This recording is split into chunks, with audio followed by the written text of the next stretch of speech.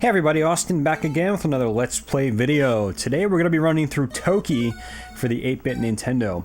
Now Toki is actually a port of the arcade game by the same name.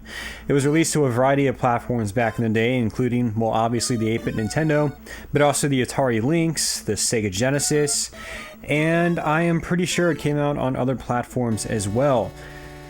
Now, it's actually...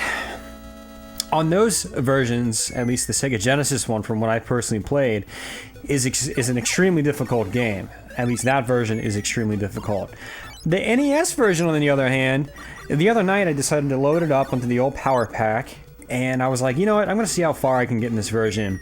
The Sega Genesis one, I can get to like World 3 or 4 or something like that, and then the boss just, it stumped me. It was so difficult. But I ended up beating this one on my first try without continuing. So that alone should really, you know, signify the great level or the great difference in the level of difficulty between this and the Sega Genesis version. And I'm assuming the Sega Genesis version is pretty true to the arcade. So I'm going to assume that the arcade one is pretty damn difficult as well. The Atari Lynx one, not so sure, never played it personally, but it looks good. It looks like a great version of Toki. But anyway, we're going to be playing through this game. I should be able to finish it without any problems on video. I think it might take about a half an hour or so. I don't remember how long it took me the other night, but with that, let's go ahead and start playing. I'll try to explain the game and how it works as we're playing it and so forth. And if you never played this game, I mean, if it looks appealing to you, check it out. It's actually a pretty cool game. I don't think it's as good as some of the other versions, but it's still a really solid, enjoyable 8-bit Nintendo game. So let's go ahead and hit start. And it's got a... I don't know if it's going to show it to me. Is it going to show it to me? Yeah. It's got a little bit of a map screen, kind of like Ghosts and Goblins and Ghouls and Ghosts and Risky Woods on the Sega Genesis and things like that. And it sort of shows your progress as you go through the game. And I think there is... That's 5. Does it go to 6? 6, yes. There's 6 stages in the game. The stages are actually kind of long. And, yeah, they're definitely kind of long. If you look in the bottom right-hand corner, as you can tell, you're actually timed through the game, so I can't just, like, stop and just talk. In the bottom left-hand corner, you actually have hearts, and that is your health. And you can shoot by pressing the B button, and like most games at a time, you can jump by pressing A. You can actually jump on enemies' heads, which is really cool, and you can jump on most enemies in this game without getting hurt.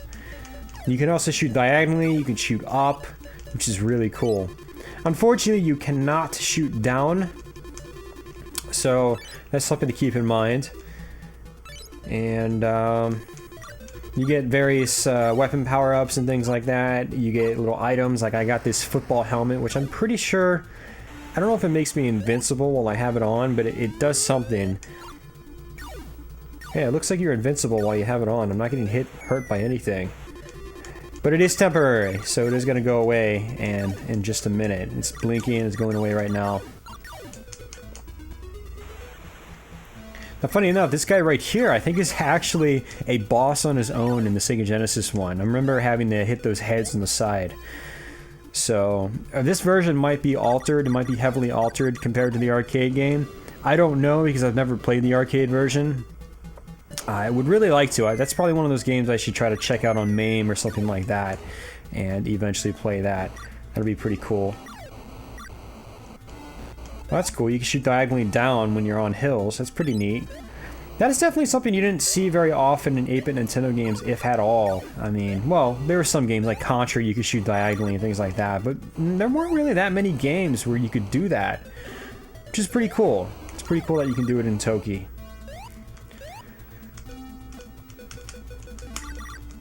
Oh, that's a platform. I thought that was like a moving brain or something like that. I was trying to shoot the moving platform. Oh, man.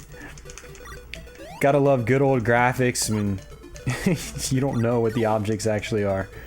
Now, what does this do? I don't remember what that does. Probably just points. Oh, no, they're shoes. They're the shoes. They're shoes. My shoes turned white. My feet turned white, so I can jump much higher.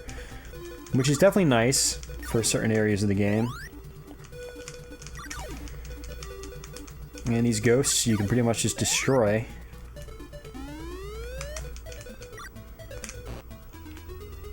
And here's another helmet, so I guess I am pretty much invincible. Let's go ahead and run into a bunch of enemies, see how it lasts. Kill these guys out. Yeah. Huh. It's total invincibility. That's pretty cool. I didn't know that. See, when I was playing the game last time, I was just purposely not trying to get hit even when I had the helmet. I was just trying to not get hit, so...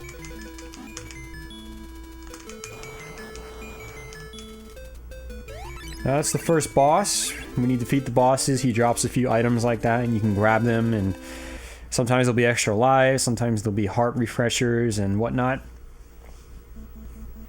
And I actually kind of like the boss fights in this game. If you look in the bottom hand corner or bottom center portion of the screen, there's actually a bunch of blocks, and that's actually their health. And every time you hit them, a block goes away, and it's just, you can mash on the fire button and his life will just quickly drain. I like that. I like that feel. And so here we go.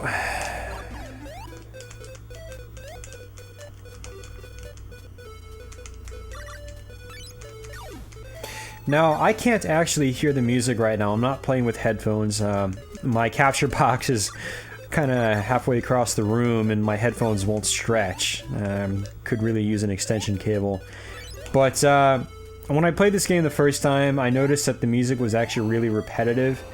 And it was the same way in the Sega Genesis version. The Sega Genesis one, it used like the same tune for like almost all the stages I had played to that point.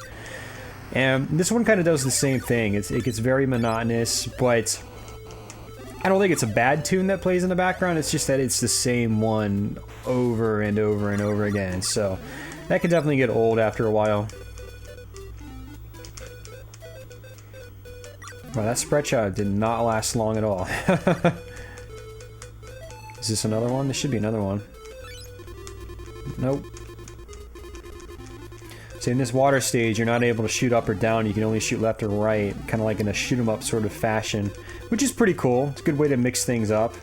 Definitely a good way to mix things up. This game definitely has variety, especially by NES standards. I mean, the first level, you're just walking, it's a platformer, and you can hop on enemies' heads. Second stage is kind of like a shmuppy section. You can just shoot left and right. Granted, you can move in whatever direction you want, so it's not like you're on rails or something like that, but it's still pretty cool. Nice little twist. Kind of reminds me a little bit of Adventure Islands 2 and 3, the underwater sections, where you can just kind of go where you want.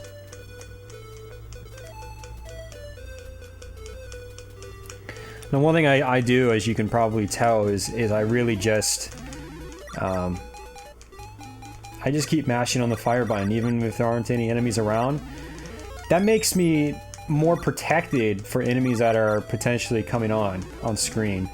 So, I mean, even if you're not terribly familiar with the game, if you keep mashing on the fire button as you go and you create little spread patterns like this, it should be easier to hit enemies, you know, before they even come on screen, that you're not really prepared for. So...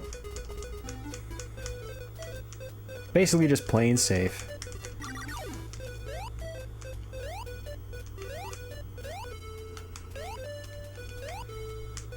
So now I've only got one heart left because I've gotten hit a couple times, and so I am likely to die soon if I get hit again. So I have to be careful. I don't remember this guy being too terribly difficult. Just destroy his eyes as they come down, and he disappears and then he reappears. Yeah.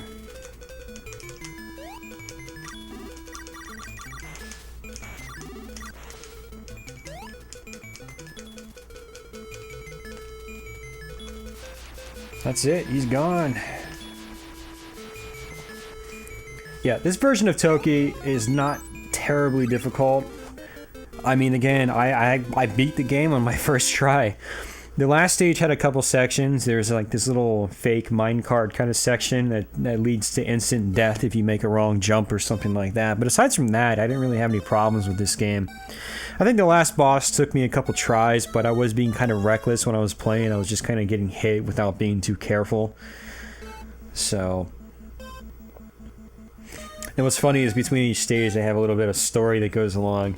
Basically, I think how the story goes is Toki was originally a human. He got turned into an ape somehow, and he's off to try to kill whoever turned him into an ape or something and get himself changed back. So that's basically the premise of the game. Now, we don't really play these games for stories, especially these late 80s arcade games. It's more about just the arcade action, but sometimes it's fun to have a little story that goes along with it. Now, this weapon right here, you can actually charge up. I just lost it because I wasn't really paying attention, but you could charge it up, and it's a little more powerful when it's charged up. But regardless, it's actually really powerful no matter what. It's actually a really powerful shot. If you get it while you're at a boss fight, it's just super powerful. You'll kill the bosses really, really quick. Now, this weapon's a little more powerful than your regular shot as well, and it's a little bit of a larger shot, which is nice. Now, there's another helmet there, but I don't know how to get it. Actually, or are those... Yeah, that should be the helmet. But I don't know how to get it. You're supposed to... You can bounce off certain enemies to get to certain power-ups, but you can't bounce that high, though, off the little crawly guy that just went past me. So, I have no idea how you're supposed to get that one.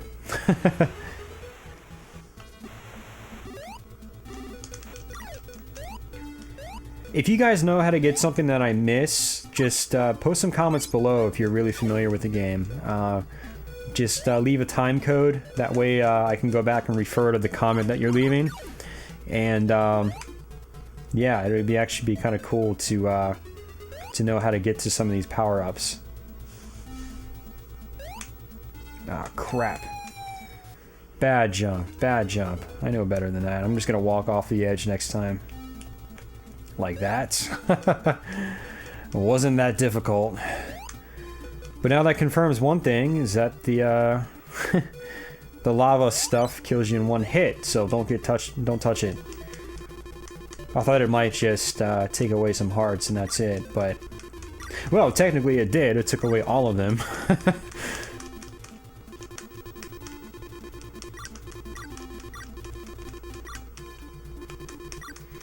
At least the hit detection is pretty good in this game. I mean, if I was playing Sky Shark, there was no way in hell I would have gotten through those bullets. The hit detection is so bad in that game. Your hitbox was so big that I would have got pretty much destroyed at that part if that was Sky Shark. So in this part, I'm obviously supposed to jump on those guys to get that one up, but I missed it. I tried jumping on one, and it just did not happen. I wasn't about to take the risk.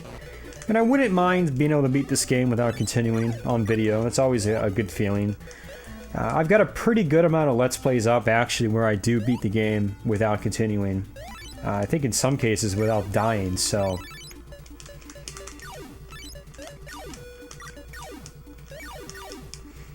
So that's always pretty cool, being able to do that.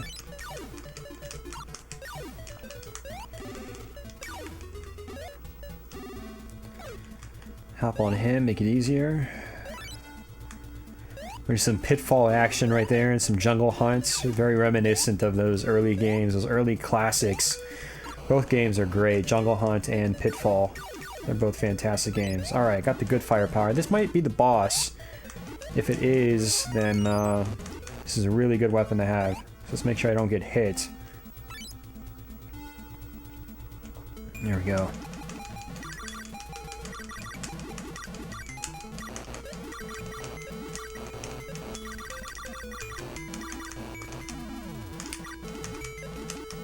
Yeah, really good weapon to have at our boss. Just mows them down big time. And I just ran out of it, which is good. Oops, oh, I skipped through the story by accident. Sorry guys, I didn't mean to do that. So anyone following the story, I apologize for that. So it looks like those bird guys up there actually give you some of your power-ups. So that's pretty cool, that's good to know. That's something I didn't really notice the first time I was playing the game, because I was really unfamiliar with the game. I mean, the last I had played Toki was on the Sega Genesis like a year and a half, maybe even 2 years ago. So, yeah. hadn't really been paying attention to how some of the gameplay mechanics work. I was basically just playing the game the first time I played it. Just kind of having fun with it, killing some time, you know.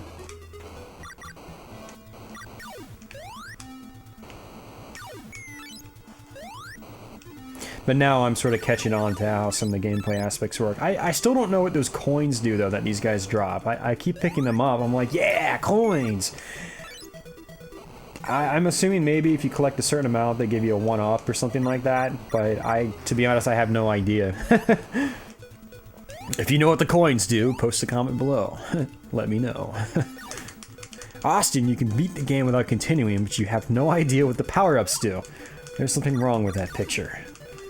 Well, guys, you know, to be honest, this isn't Ninja Gaiden, so, I mean, it's not terribly difficult compared to a game like that. Whoa, whoa, that was kind of close. A little close. So, yeah, I mean, this isn't exactly Ninja Gaiden. I don't feel it's anywhere near as challenging as those games. It doesn't require nearly as much practice. I mean, if it did, I would probably not have finished it as easily as I did the first time I played it. Now, granted, I mean, it's probably going to be a mildly difficult game for some people. For people that are, you know, don't play nearly as many games as me, because I know I play, in the past especially, I've played probably way more games than any normal person probably should, and should have, but, you know, I digress.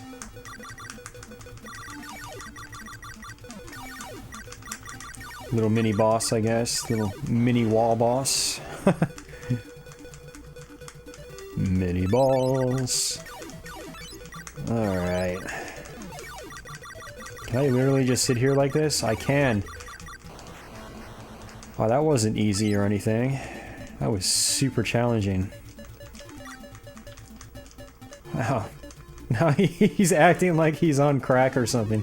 You shoot him once and he goes crazy, but he keeps doing the exact same figure 8 pattern. That's hilarious.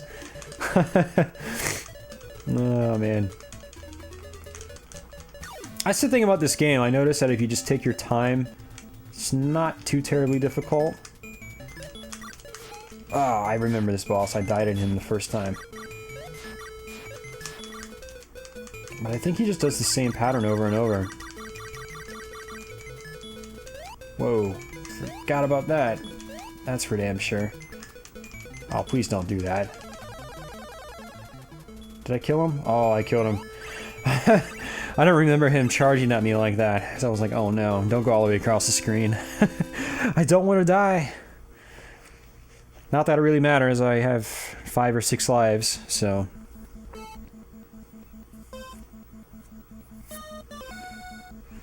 The dark jungle. The crashing of thunder leads Toki to the dense canopy of the dark jungle. Fighting his way through the tangled vines, Toki faces a deadly contest against an old enemy, the pouncing Bashtar. Ooh, that sounds scary. Oh man, I wasn't able to finish the rest of it. Oh man. Okay, I don't remember this level being terribly difficult either. So we should be able to get through this without too much of a problem. These spike thingies, weird spike concoctions, I like to just destroy from a distance. So there's a power-up up there I completely missed. I like to destroy them from a distance, so...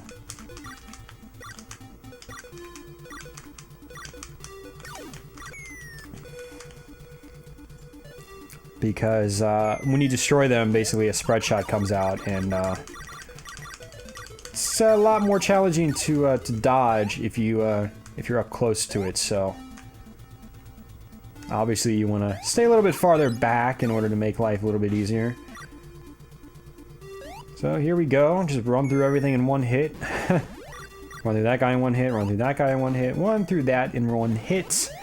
That's in one hit. One hit. One hit. One hit. One hit. Okay, so that's basically just invulnerability. When you get it, just bolt through the enemies. That's pretty cool. It'll make the game kind of fun to speed run. Not that you could speed run it, whoa, too terribly fast, because I mean it is Toki. Look how kind of slow he runs. But if you're the kind of person that likes to complete these games about as quick as you can, that definitely makes things a little bit easier.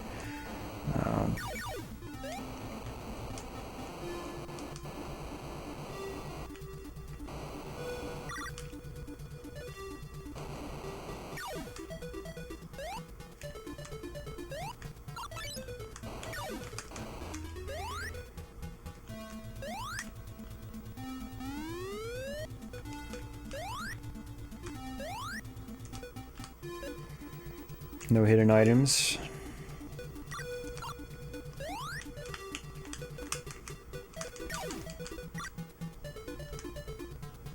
Quickly, get up! Oh, I was trying to go for that one up.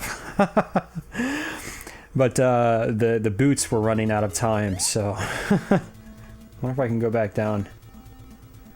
Yeah, I can get them again. Oh, I can't get them again. The enemies are gone. You need to bounce off the enemies. Are any more enemies going to appear? Nope. Well, that's a bit of a shame. Oh well. It's not like they're really necessary. Look, I can go for it again. The one-up is still there. Well then, I don't even need the boots. That flower just totally jumped to his death.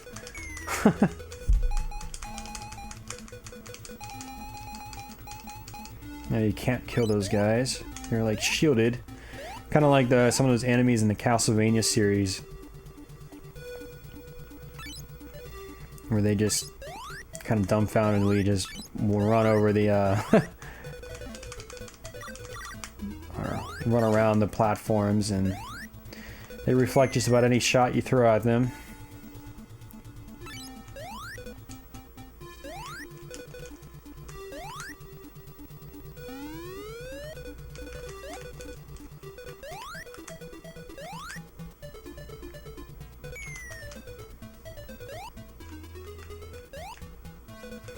I mean, that spread shot does not last long at all. Which is kind of a shame, because I like spread shots. Spread shots are... they always prove to be useful in video games. Pretty much no matter what game you're playing, spread shots are always pretty decent. So long as you can...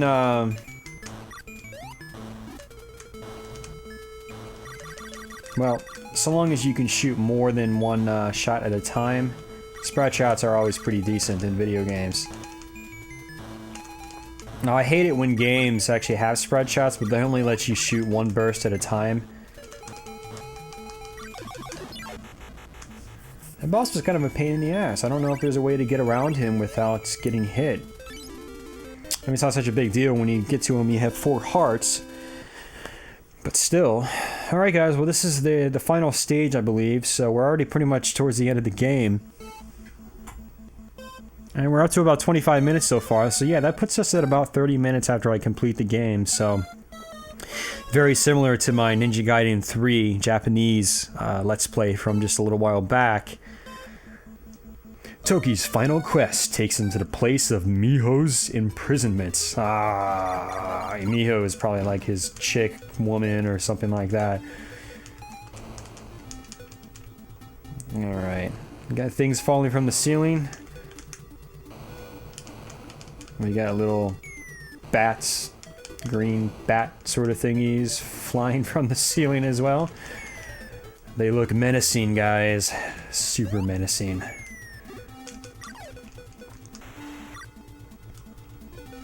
Now, I'm not knocking this game at all. This is a pretty fun game.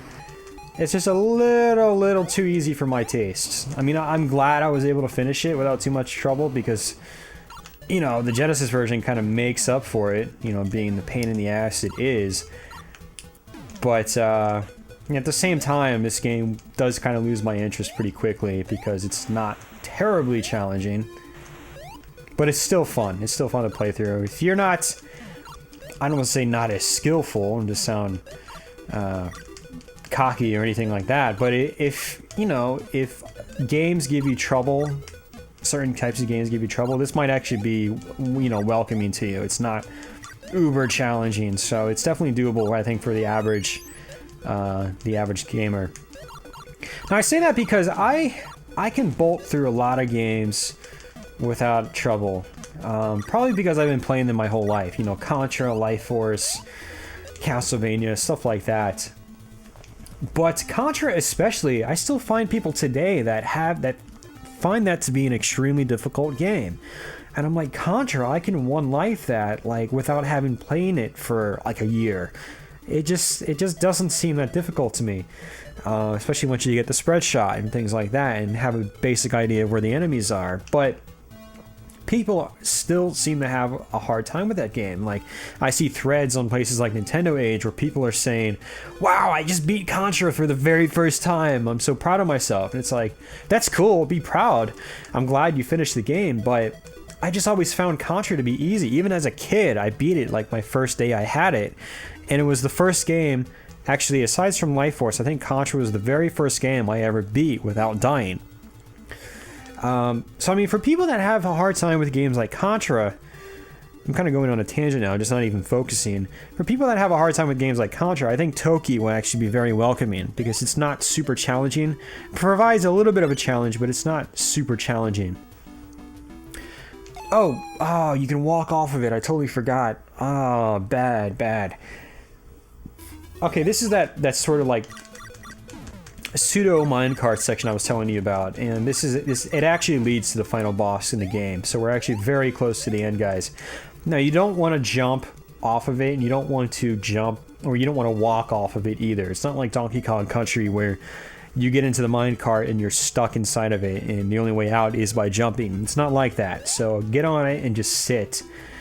Now if you just jump, you'll actually just jump up straight with it. So what you want to do is just jump straight. You don't want to move around while you're jumping. You'll just kind of mess things up. And there's a bunch of power-ups here as well, and I just kind of recommend not really going for them. Like, I made the bad choice of going for that one power-up. So, I mean, who cares? Don't go for it. I think there's one more section of that as well. Yeah, it comes up right here. So there's an extra life there, but you have to sacrifice some health for it. And I already have 7 lives. Your lives are... Ooh. Hey! Oh, that is awesome.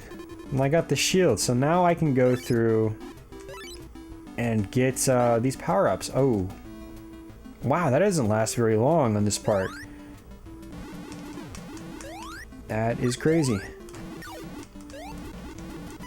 Well, I'm gonna get my ass handed to me at this boss, so... because I only have 1 hit point left.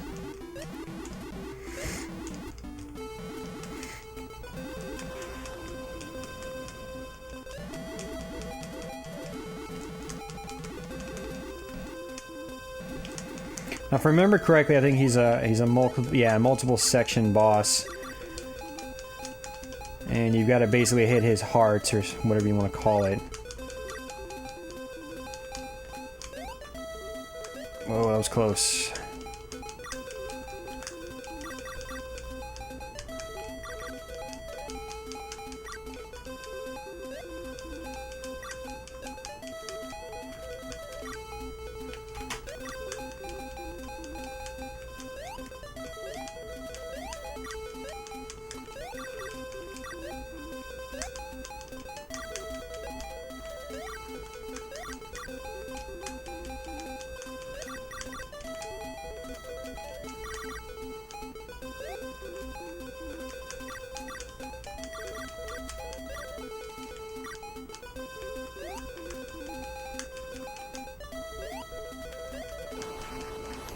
Wow. I beat him without getting hit. Nice. I just say nice because I didn't really feel like playing him again. And Toki turns back into a man. And like most games of this nature, he makes out with his woman as she runs into his arms. Reminds me a little bit of Joe and Mac, except, you know, in that game minus the, you know, ape shifting. In Joe and Mac, they're like gigolos. They like bang every chick they run across. Every single level, there's like a new woman. I think that was one of the funny things about Joe and Mac. It was like every stage was a new chick. You weren't trying to complete a quest for, you know, that one chick. You're trying to get a chick on every stage. Of course, that wasn't like, you know, the actual goal in the game. The whole goal in the game was to get to the end and blah, blah, blah, and have fun, but I'm just kind of poking fun at it. Joe and Mac's a great game, by the way. If you like this kind of game, play Joe and Mac. 8-bit Nintendo version's good, Super Nintendo version's good, but the Genesis and the arcade versions is really where Joe and Mac is at. So, that basically wraps up this video, guys. I mean, I just completed Toki in one go. I hope you enjoyed this video. And, yeah, I'll be back with some more NES Let's Plays shortly. I've just, again, been kind of on a NES kick, thanks to having my power pack and my system hooked up in my new apartment again. I've just been spending a lot of time trying out new games I've never played before, and Toki is one of them. I had only played it like briefly on the 8-bit Nintendo in the past, so decided to give it a go the other night, and I found out I was able to complete it pretty quickly, so that was pretty cool, and here we go, we got a Let's Play of it now. So, but yeah, with that, I'm out. I'll be back with some more videos sometime soon. If you're new to my channel, feel free to subscribe. I've always got videos coming on the way. And for all those that, you know, have watched this far, post some comments below, post some feedback. Have you played this game? Have you had any experiences with it? Do you like it? Do you not like it? Have you played any of the other versions? Have you played the arcade one? Have you played the Sega Genesis one, which is hard as hell? Or have you played the Atari Lynx one? I'm really curious about that one. If you have, post some comments below. Let me know what you think of it. So, but with that, I'm out, guys. So until next time, take it easy.